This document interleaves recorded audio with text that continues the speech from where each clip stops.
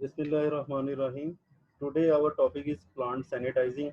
In this topic we will cover what is the plant sanitizing, what is the need of plant sanitizing. Beside this, we will also uh, describe about what is sterilize, disinfection, sanitize, and beside this, different types of sanitization, like thermal sanitization, chemical sanitization, irradiation, and chemical sanitization is further classified as chlorine releasing compounds, number 2 quartz, number 3 iodophores, and number 4 amphoteric compounds. तो सबसे पहले हम start करते हैं कि what is plant sanitising and why we need it. When food processing spills and mineral scales are removed through effective cleaning techniques, large number of contaminated microorganisms are also eliminated। जब food processing की जाती है तो different type के spills या organic mineral scales वगैरह जो equipments वगैरह पे या सर्फेस पे डिपॉजिट हो जाते हैं, तो जब हम उसकी प्रॉपर क्लीनिंग वगैरह करते हैं तो जो ये स्पिल्स और मिनरल स्केल्स हैं ये रिमूव हो जाते हैं। और इसके साथ साथ जो large number of bacteria micro organism which are present on the surface are also eliminated. However, some microorganisms still remain on equipment surfaces after cleaning, and these must be removed or destroyed to avoid the risk of contamination। जबकि mostly micro organisms are removed, but some microorganisms are still there on the surfaces of equipment, and these microorganisms need to be removed or destroyed to avoid the risk of contamination। क्योंकि अगर हम ये micro organism जो रहते हैं इन्हें हम properly remove नहीं करेंगे या प्लांट साफ प्लांट की साफ सुथराई नहीं करेंगे तो जो ये बैक्टीरिया है ये ट्रबल काज करेंगे और कंटेमिनेशन काज करेंगे। Three terms are used in this connection. Three term जो हैं वो इसमें यूज हो रही है। नंबर 1 है स्टीराइज। स्टीराइज है it is a statistical destruction and removal of micro organism all living organism. तो जो स्टीलाइज है ये स्टीलाइजेशन से ही टर्म ड्राइव हुई है। तो इसमें यानी कि माइक्रो ऑर्गेनिज्म जितने भी हैं इधर के वो वेजिटेटिव फॉर्म में है या स्पोर फॉर्म में, वो सारे के सारे रिमूव हो जाएंगे। सेकेंडली डिसइंफेक्शन है। Disinfection is the destruction of vegetative cells यानी नॉन स्पोर फार्मिंग। यानी इसमें ये डिसइंफेक्शन में जो है ये जो नॉन स्पोर्स हैं वो सिर्फ खत्म होंगे, जो स्पोर फार्मिंग है वो नहीं खत्म नहीं होंगे।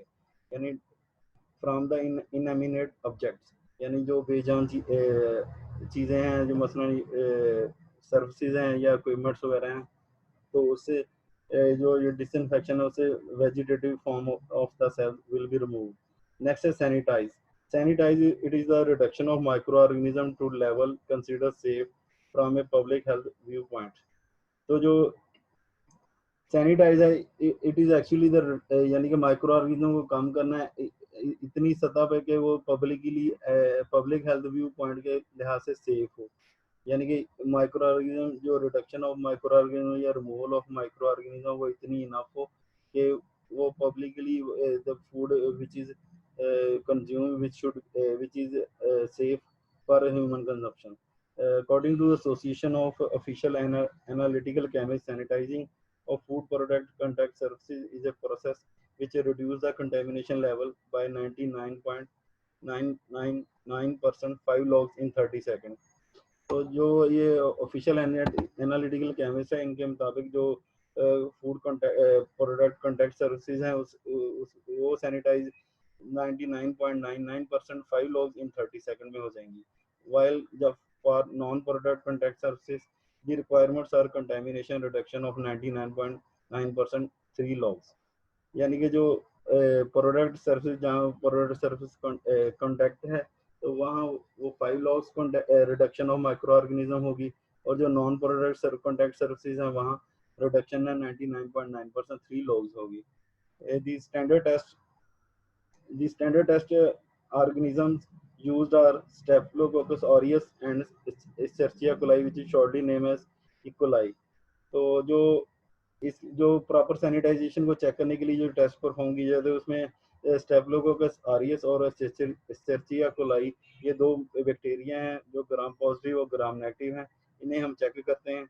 जो एस्चेरिचिया इकोलाई है ये मोस्टली ह्यूमन फिशेज में पाया जाता है। इसके अलावा ये सॉइल या और सीवरेज वाटर में भी मौजूद होता है। It's presence indication that the unhygienic means of food processing, यानी जो फूड प्रिपरेशन की है हमने वो अनहाइजेनिक कंडीशन में की है। जो स्टेफिलोकोकस ऑरियस है ये it is mostly found in nose, throat as well as the hair follicles, cracks of skin.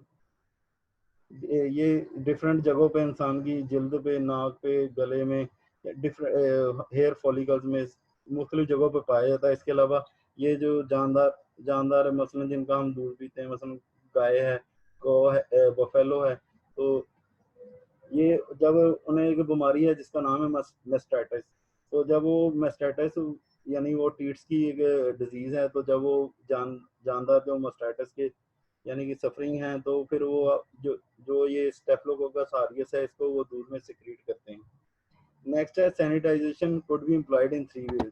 जो यानी कि what three types of sanitisation है। नंबर वन है thermal sanitization, use of the using of hot water or steam at a specific temperature for precise length of contact time।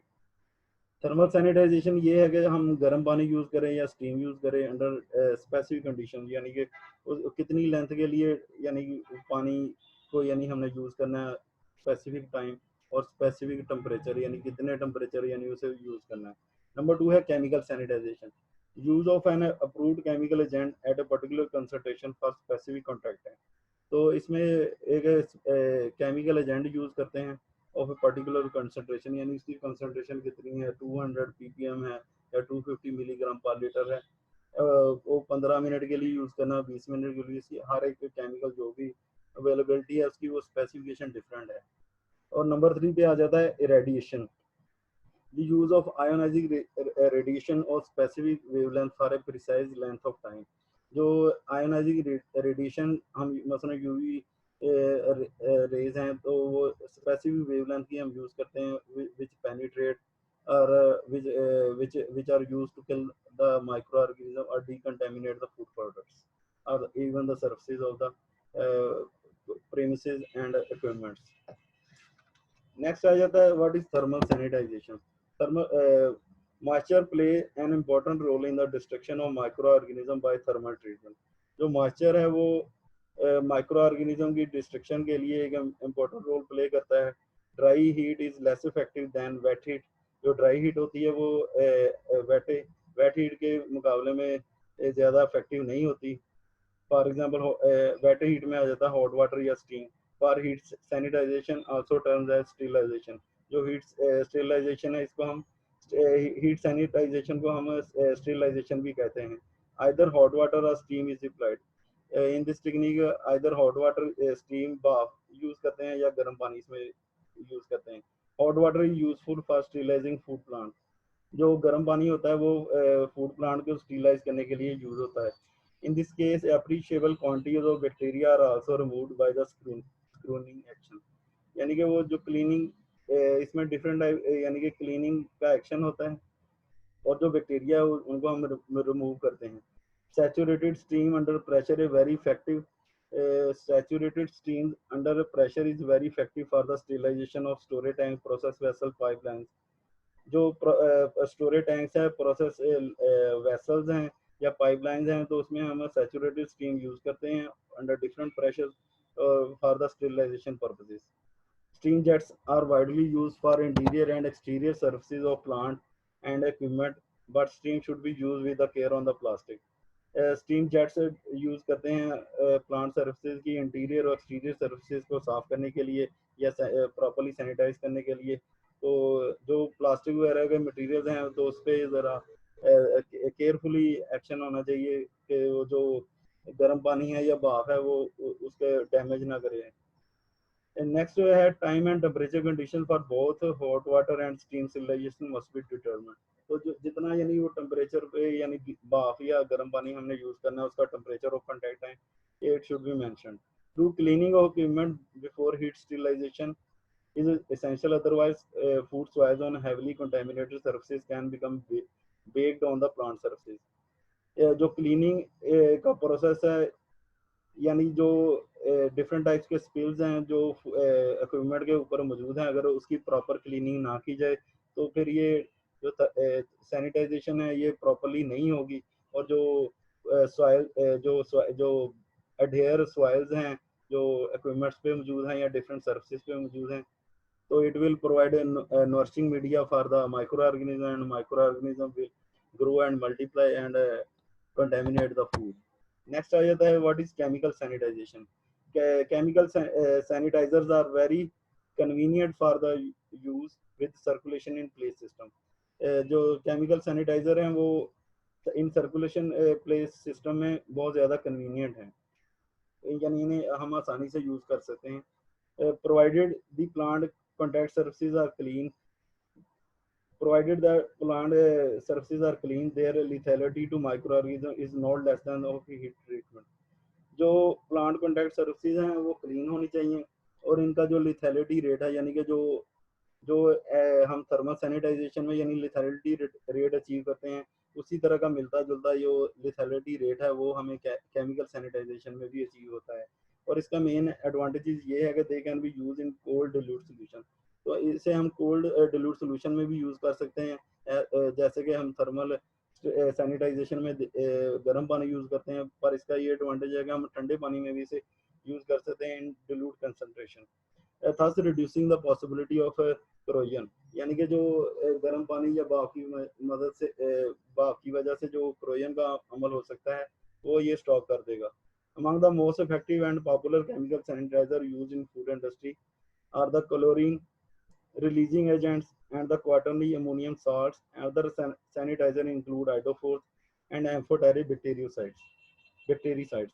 तो different types के जो chemical sanitiser हैं वो use होते हैं food industry में. वो क्लोरीन रिलीजिंग कंपाउंड्स हैं, क्वार्ट्स हैं शॉर्टली, यानी क्वार्टरी अमोनियम साल्ट्स, और अदर सैनिटाइजर इंक्लूड आइडोफोर यानी आयोडीन बेस्ड कंपाउंड्स होते हैं, एंड एम्फोटेरिक बैक्टीरियासाइड जो यानी कि केटाइनिक भी और एनाइनिक दोनों रेडिकल्स प्रोड्यूस करते हैं, as well as amphoteric radicals when they dissociate in the solution. तो सबसे पहले first of all we will discuss chlorine releasing compounds. The most widely used chlorine releasing compounds are the inorganic hypochlorites, sodium or calcium hypochlorite. Sodium or calcium hypochlorites, these are mostly used in the food industry, and these are basically inorganic hypochlorites. They have a wide spectrum of activity. जो इनकी activity है वो wide spectrum यानी कि काफ़ी broad काफ़ी बड़े पैमाने पे ये शो करते हैं anti microbial activity, and are very effective in very low concentration. और ये जो हैं वो वेरी लो कंसंट्रेशन पे अच्छी एक्टिविटी शो करते हैं. Hypochloride solutions are highly alkaline and are stable in alkaline medium. जो हाइपोक्लोराइड सॉल्यूशंस होते हैं ये अल्कलाइन मीडियम में बहुत ज़्यादा स्टेबल हैं, but slow acting as a germicide. पर स्टेबल तो वो हैं, पर वो जो जर्मिसाइड इफेक्ट है वो बहुत कम शो करते हैं. ताकि in base medium the killing agent hypochloric acid is liberated much more slowly. जो सोल्यूशन में जो हाइपोक्लोरिक एसिड है जो लिबरेट होता है इसे जब इसे हम सोल्यूशन में यूज करते हैं, तो जो हाइपोक्लोरिक एसिड है वो स्लोली लिबरेट होता है, जिसकी वजह से इसका जो जर्मिसाइडल इफेक्ट है वो कम होता है. To compensate to compensate for bacterial activity, the pH is carefully adjusted to a lower level. तो जो इस तरह यानी इसका किलिंग पावर बढ़ाने के लिए जो हम है वो इसकी पीएच को इंतहाई केयरफुली एडजस्ट करते हैं टू ए लोअर लेवल, यानी उसकी पीएच लोअर लेवल पे एडजस्ट करते हैं. This way more hypochloric acid is made available for rapid release of chlorine.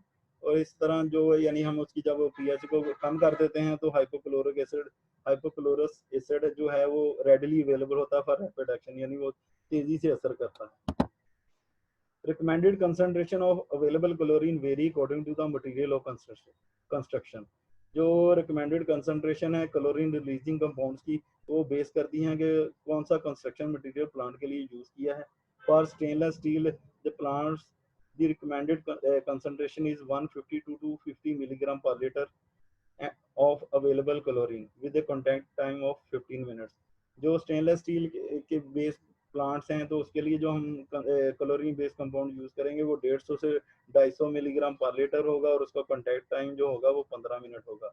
जबकि large vessels storage tanks are sanitized by spraying contact surfaces with a solution containing 250 milligram per litre available chlorine for 5 minutes.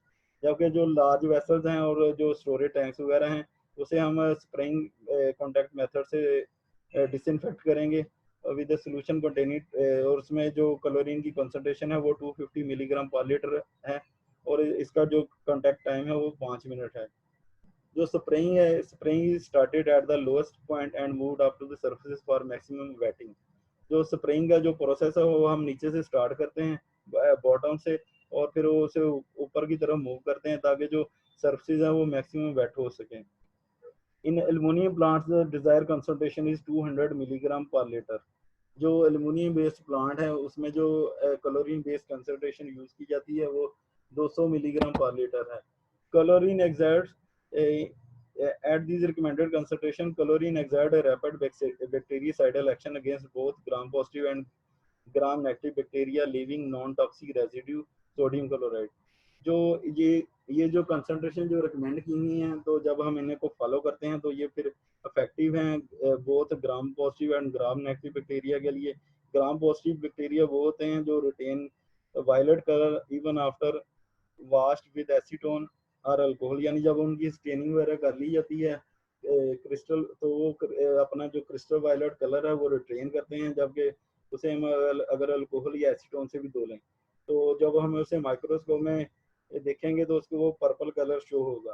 For example ये इसमें आ जाता है staphylococcus aureus.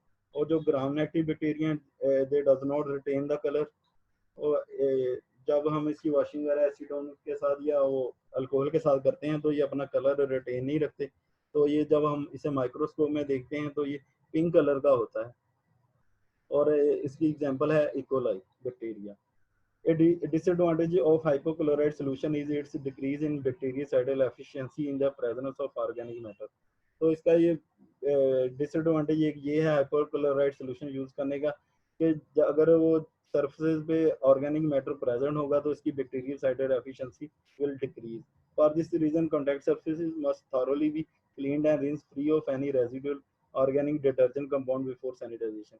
इस वजह से जो हाइपोक्लोराइड सोल्यूशन है वो जब हम यूज करेंगे तो उसी सूरत में हम यूज करेंगे जो कॉन्टैक्ट सर्फेसिस ऑफ इक्विपमेंट या अदर सर्फेसिस हैं तो उसमें प्रॉपरली साफ किया हो, जो ऑर्गेनिक मैटर हो वो वहाँ ना हो। और इसके अलावा डिटर्जेंट वगैरह यूज कर सकते हैं। Hypochlorides are volatile and don't exhibit long lasting anti microbial activity. जो हाइपोक्लोराइड्स हैं इनकी नेचर जो है वो वोलाटाइल है, यानी ये खुद ब खुद बहारात में बन के उड़ जाते हैं हवा में। And don't exhibit long lasting anti micro, और जो इनकी एंटी माइक्रोबियल एक्टिविटी है वो ज़्यादा देर का नहीं है। नंबर 2 पे आ जाता है क्वाटरनी अमोनियम कंपाउंड्स, और इसे शॉर्टली हम क्वार्ट्स भी कहते हैं। These rank next in the importance and effectiveness to the chlorine releasing compound। ये chlorine releasing compounds के बाद यानी कि most effective हैं।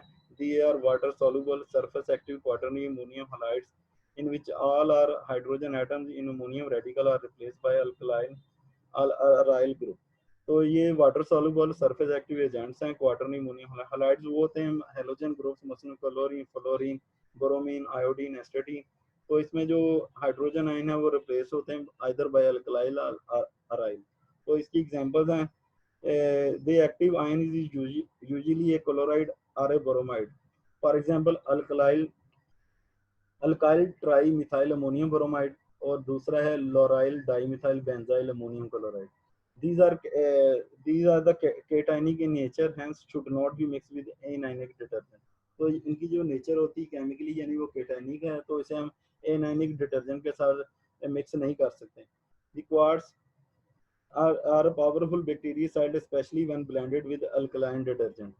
तो ये जो क्वार्ट्स हैं जब इन्हें हम अल्कलाइन डिटर्जेंट के साथ मिक्स करते हैं तो ये पावरफुल बैक्टीरियासाइड एक्टिविटी शो करते हैं।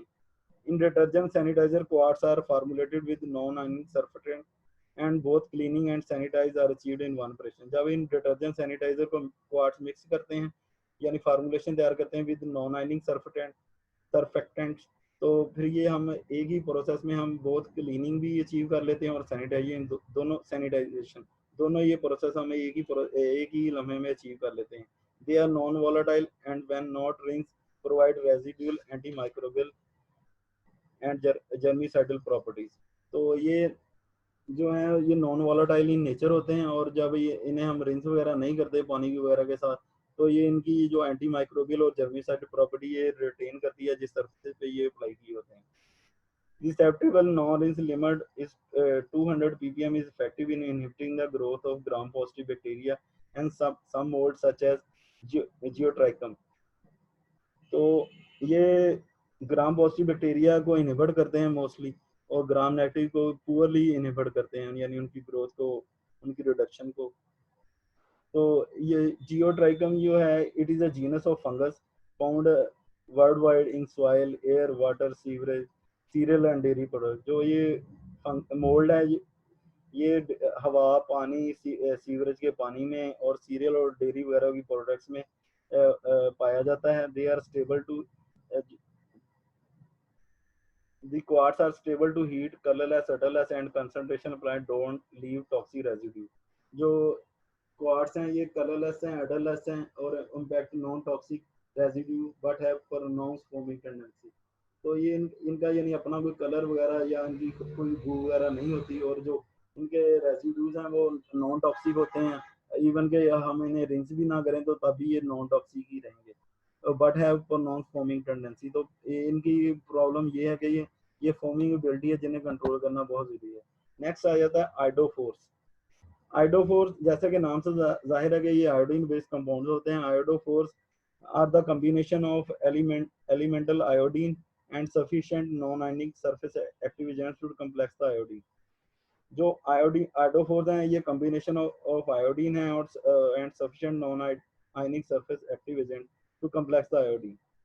तो ये non ionic surface active agents के साथ मिलके एक कम्प्लेक्स बना देते हैं आयोडीन के इर्द गिर्द। And normal temperature iodine is solid. Normal temperature पे जो आयोडीन है वो सॉलिड होती है but as the temperature increases it vaporise. जैसे जैसे टेम्परेचर बढ़ता है तो ये वेपोराइज हो जाती है because iodine formulation cannot be used above 43 degree because beyond this temperature iodine sublimes। जो सब्लिमेशन का प्रोसेस जब हम आयोडीन का टेम्परेचर 43 डिग्री से अबव होगा तो सब्लिमेशन का प्रोसेस होगा और वो बखारत बन के उड़ जाएगी और जो फ्री आयोडीन है जिसकी वजह से बैक्टीरियल एक्टिविटी है वो हमें मिलेगी नहीं और proper sanitization will be not occur. Iodophors exhibit their greatest antimicrobial activity at lower pH value. जो आयोडोफोर्स हैं वो ग्रेटेस्ट एंटीमाइक्रोबियल एक्टिविटी शो करते हैं लोअर पीएच पे। दी आइडियल पीएच इज 4 और लेस। जो आइडियल पीएच है आयोडोफोर्स की काम करने की एफिशिएंसी या तो 4 पे होगी या 4 से ज्यादा होगी। To To obtain this low pH value, modern iodophores are formulated with organic acids such as citric or phosphoric acid। तो ये जो मॉडर्न फार्मूलेशन आजकल बनाई जा रही हैं फूड इंडस्ट्री में तो इसमें ऑर्गेनिक एसिड यूज करते हैं लाइक सिट्रिक एसिड या phosphoric acid.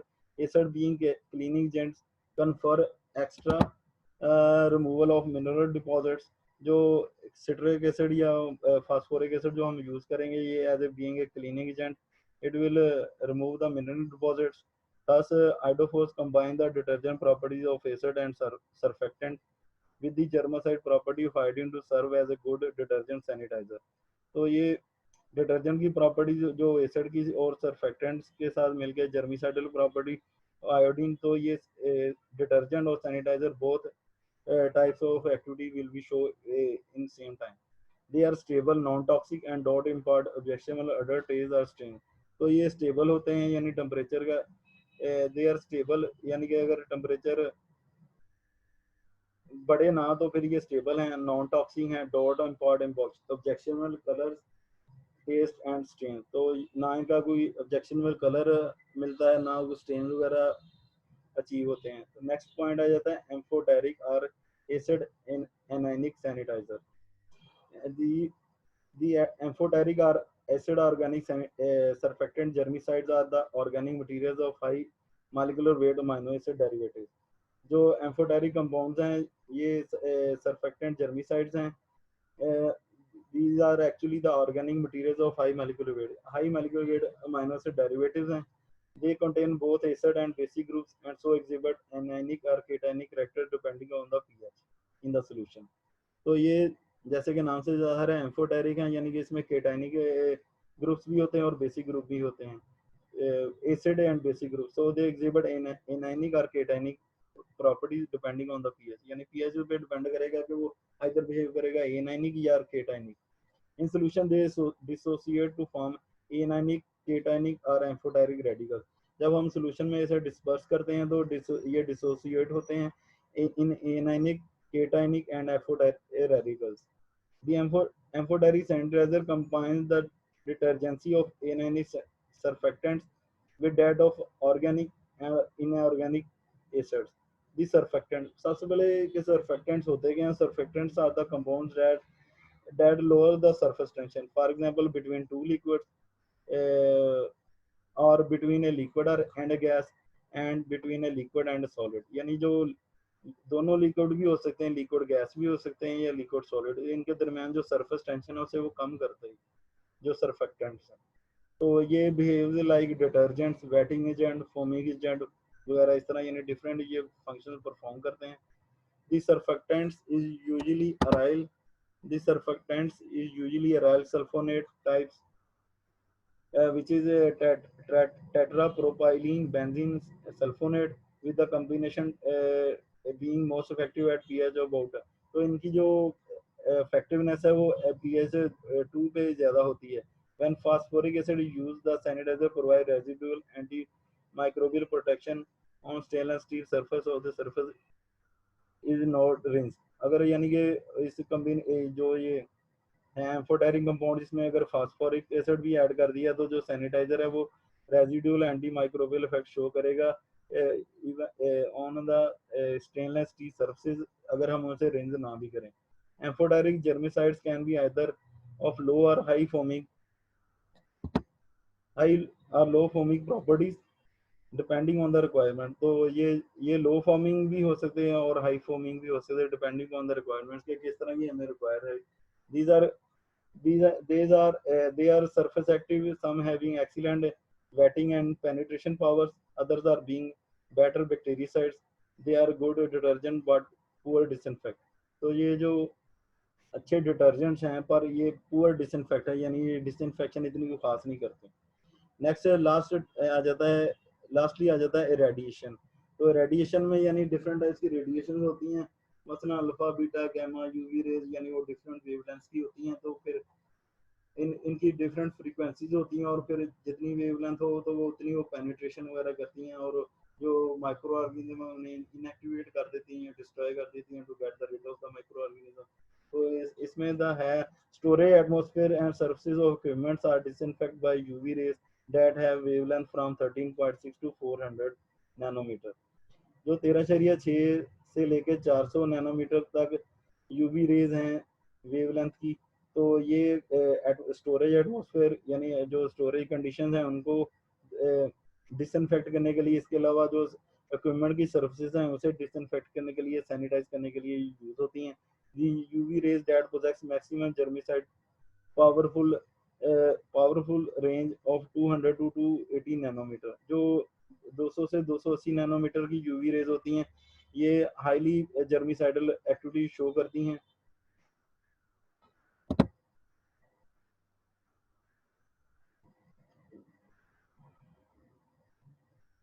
UV light within this range is implied to inactivate microorganisms from the equipment surfaces and atmosphere in food processing plant.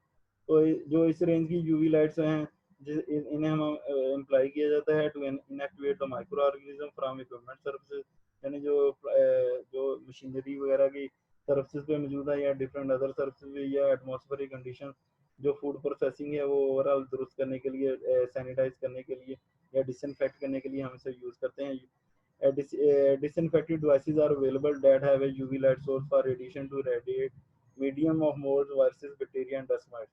तो डिफरेंट टाइप्स की modern devices available हैं जिसमें UV light source use होता है और इसे हम different types के मोड्स, वायरसेस, बैक्टीरिया और डस्ट माइट्स को रिमूव करने के लिए यूज करते हैं. The devices enhance the disinfection of the medium by providing mechanism for better penetration of UV light into cleaning atmosphere. These also improve heat dissipation to promote the effective use. तो जो heat ये transfer है cleaning atmosphere में ज़्यादा करते हैं ताकि जो माइक्रो ऑर्गेनिज्म है वो डिसइंफेक्ट उन्हें हम प्रॉपर्ली डिसइंफेक्ट कर सकें. These are they provide a safety mechanism to promote safe and advantageous use of UV device. So ये it also enhance the safety mechanism, promote the safety and advantageous use of the UV device. ये था आज का हमारा topic, यानी कि plant sanitisation क्या होती है, डिफरेंट टाइप्स की सैनिटाइजेशन, मसलन thermal sanitization, chemical sanitization, irradiation. फिर chemical sanitization further classified into 4 groups which are chlorine based, amphoteric, iodophores and the quartz. उम्मीद है कि आप लोगों को ये टॉपिक अच्छी तरह समझ आ गया होगा. अगर आप लोगों को कोई इस टॉपिक में इशू होगा तो आप लोग व्हाट्सएप ग्रुप में मुझे क्वेश्चन कर सकते हैं, तो मैं आपको प्रॉपर्ली गाइड करूँगा. Stay home safe life. अल्लाह हाफिज़.